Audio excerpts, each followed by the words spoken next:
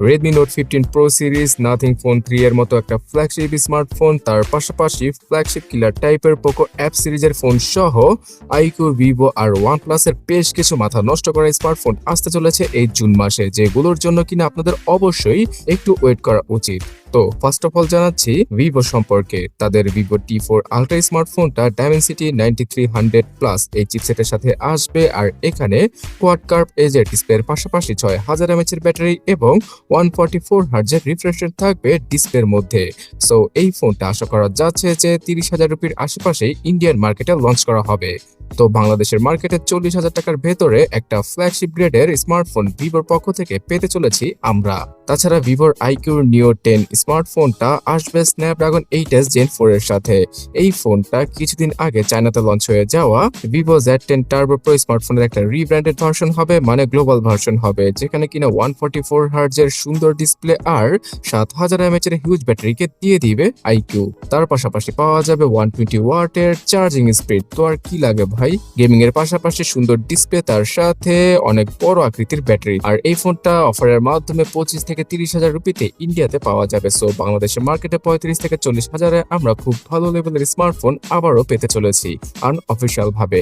কিন্তু ভিভোর ফ্ল্যাগশিপ গ্রেডের স্মার্টফোন মানে Vivo X200 FE নামে একটা স্মার্টফোন আসবে, যেটা কিনা 6.3 ইঞ্চি সাইজের ডিসপ্লে অফার করবে, মানে এক হাতে ইউজ করার জন্য ফোনটা পারফেক্ট হবে। 6500 mAh এর ব্যাটারি আর Dimensity 9400E এই চিপসেটের সাথে পাওয়া যাবে ভিভোর এই কম্প্যাক্ট সাইজের স্মার্টফোনটি। তবে এটার প্রাইসটা 60-70 হাজার টাকার নিচে হবে না।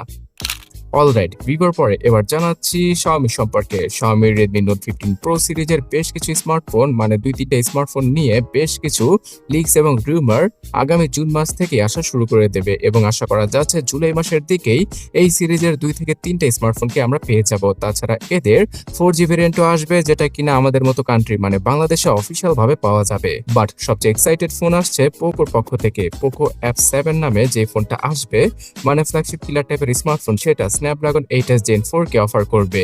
তার সাথে 7550 mAh এর হিউজ ব্যাটারি এবং 90 ওয়াটের চার্জিং স্পিডকে পাওয়া যাবে। এখানে থাকবে আইফোনের মতো রাউন্ড শেপের 6.83 ইঞ্চি সাইজের হিউজ আকৃতির ডিসপ্লে, তাও আবার মাখনের মতো রিফ্রেশ রেটের সাথে। সো এবার হয়তো ইন্ডিয়ান মার্কেটে পোকো F7 Pro এবং আলট্রা এই দুইটা ফোন আসবে না, বাট শুধুমাত্র F7 ফোনটাই 25 থেকে 30,000 রুপিতে বিভিন্ন অফারের মাধ্যমে পাওয়া যেতে পারে, যেটা কিনা iqoo Neo 10 স্মার্টফোনটাকে কমপ্লিট করার জন্যই মার্কেটে আনবে পোকো।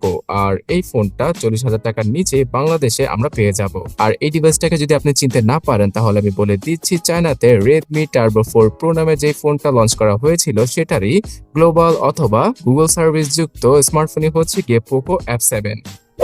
অলরাইট, এবার বাজেট ক্যাটাগরির মাথা নষ্ট করা স্মার্টফোন সম্পর্কে জানাচ্ছি। টেকনো পোভা কার্ভ নামে নতুন একটা স্মার্টফোন আসতে চলেছে Dimensity 7300 চিপসেটের সাথে, আর এখানে 144 হার্টজের অ্যামোলেড ডিসপ্লেকে মানে কার্ভ অ্যামোলেড ডিসপ্লেকে অফার করবে টেকনো। পাওয়া যাবে 5.5 থেকে 6000 mAh এর ব্যাটারি আর মোটামুটি লেভেলের ক্যামেরা সেটআপ। তো এই ডিভাইসটা নাকি 15,000 রুপিতেই ইন্ডিয়ান মার্কেটে লঞ্চ করা হবে। সো উক্ত প্রাইসে নাথিং এর CMF ফোন 1 সহ Vivo T4X আর Realme Narzo 70 Turbo ফোনটা পাওয়া যায়। তো সেই ফোনগুলোতে যেহেতু কার্ভ ডিসপ্লে নেই, তাই এখানে টেকনো মার্কেটটাকে দখল করতে পারে কার্ভ ডিসপ্লে দিয়ে। আর বাংলাদেশের মার্কেটে 22 থেকে 25,000 টাকার মধ্যে এটার বেস ভেরিয়েন্টকে আমরা পেয়ে যেতে পারি। তবে অফিসিয়াল ভাবে বাংলাদেশে টেকনো স্পার্ক 40 সিরিজের বেশ কিছু স্মার্টফোন আসবে এই জুনে, যার মধ্যে কিনা এমন একটা স্মার্টফোন থাকবে যেটা কিনা অনেক পাতলা হবে, মানে 6mm থিকনেসের সাথে আসবে টেকনো স্পার্ক 40 সিরিজের কোন একটা স্মার্টফোন। আর সেটা দেখতেও সুন্দর লাগবে, বাট ব্যাটারি লাইফটা পাতলা স্মার্টফোনে বেশি একটা পাওয়া যায় না। আর টেকনোর খালাতো ভাই মানে ইনফিনিক্সও তাদের হট 60 সিরিজের বেশ কিছু স্মার্টফোনকে 10 থেকে শুরু করে 25,000 টাকার ভেতরে নিয়ে আসবে বাংলাদেশে, এবং হট 60 সিরিজেরও এমন একটা স্মার্টফোন থাকবে যেখানে কিনা 6mm থিকনেসের স্বাদ পাওয়া যাবে। সো টেকনো আর ইনফিনিক্স এই দুইটা তো একই কোম্পানির স্মার্টফোন, তো তাদের মধ্যে সিমিলারিটিও অনেক বেশি। তবে যেই ফোনটা কিনা ইনফিনিক্স এর মাথা নষ্ট করা স্পেসিফিকেশনের সাথে আসে, সেটা হচ্ছে গিয়ে Infinix GT30 Pro।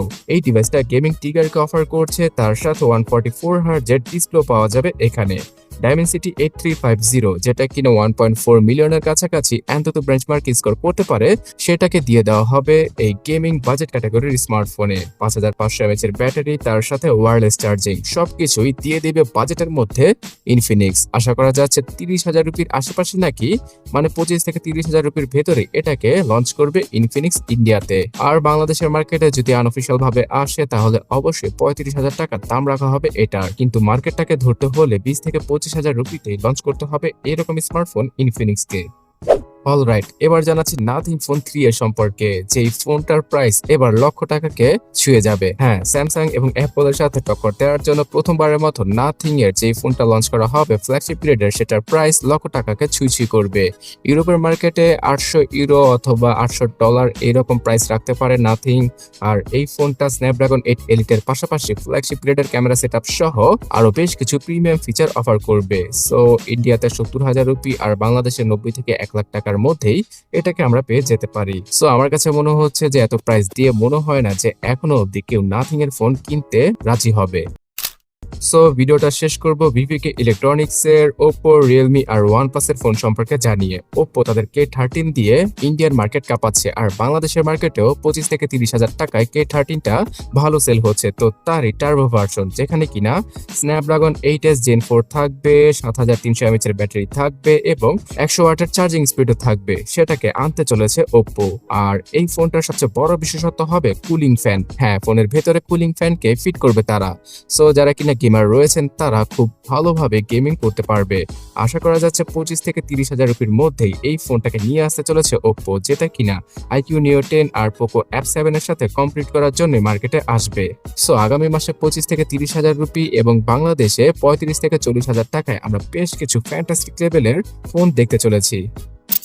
Realme GT 7 এবং 7T, এই দুটো স্মার্টফোন আসবে 7000 mAh এর হিউজ ব্যাটারির সাথে। তার পাশাপাশি এখানে 6.78 ইঞ্চি সাইজের 1.5K রেজোলিউশনের মারাত্মক লেভেলের ডিসপ্লে থাকবে, তাও আবার কোয়াড কার্ভ এজের। আশা করা যাচ্ছে GT 7 স্মার্টফোনটা Dimensity 9400E চিপসেটের সাথে আসবে এবং GT 7T-টা আসবে Dimensity 8400 এর সাথে। তো এদের প্রাইস যথাক্রমে 30 থেকে শুরু করে 40,000 রুপির ভেতরেই রাখবে রিয়েলমি। আশা করা যাচ্ছে 35 থেকে 45 অথবা 50,000 টাকার ভেতরে রিয়েলমির এইরকম স্মার্টফোন আমরা পেয়ে যাব। বাট iQOO আর পোকোর কাছে রিয়েলমি তেমন একটা সুবিধা করতে পারে না। তাছাড়া রিয়েলমি Neo 7 Pro অথবা টার্বো নামও নতুন একটা স্মার্টফোন আসতে চলেছে জুন মাসে।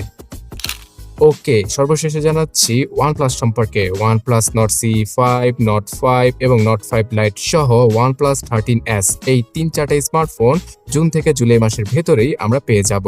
এর মধ্যে OnePlus Nord C5 স্মার্টফোনটা Dimensity 8350 এই চিপসেটের সাথে আসবে, আর এখানে 6650 mAh এর ব্যাটারি থাকবে 80 ওয়াটের চার্জিং স্পিডের সাথে। সো এই ডিভাইসটা নাকি 25,000 রুপির নিচেই, মানে 20 থেকে 25,000 রুপির মধ্যেই OnePlus নিয়ে আসছে। তার পাশাপাশি Nord 5 স্মার্টফোনটাতে Dimensity 9400E থাকতে পারে, তার সাথে পাওয়া যাবে 7000 mAh এর ব্যাটারি এবং 100 ওয়াটের চার্জিং স্পিড। তবে OnePlus Nord 5 Lite নামে যে ফোনটা আসবে সেটার স্পেসিফিকেশন সম্পর্কে এখনো অব্দি ক্লিয়ার হওয়া যায়নি। আশা করা যাচ্ছে Dimensity 7400 অথবা Snapdragon 6 Gen 4 চিপসেটটা থাকতে পারে এটার মধ্যে। আর সর্বশেষে যে OnePlus 13s স্মার্টফোনটা রয়েছে সেখানে 6260 mAh এর ব্যাটারি রয়েছে, আর এই ডিভাইসটা ইতিমধ্যে চাইনিজ মার্কেটে লঞ্চ হয়ে গিয়েছে 6.3 ইঞ্চি সাইজের ডিসপ্লের সাথে এবং এখানে স্ন্যাপড্রাগন 8 এলিটও থাকছে। সো এতগুলো ফোনের মধ্যে আপনি কোনটার জন্য ওয়েট করছেন অবশ্যই কমেন্ট করে জানাবেন।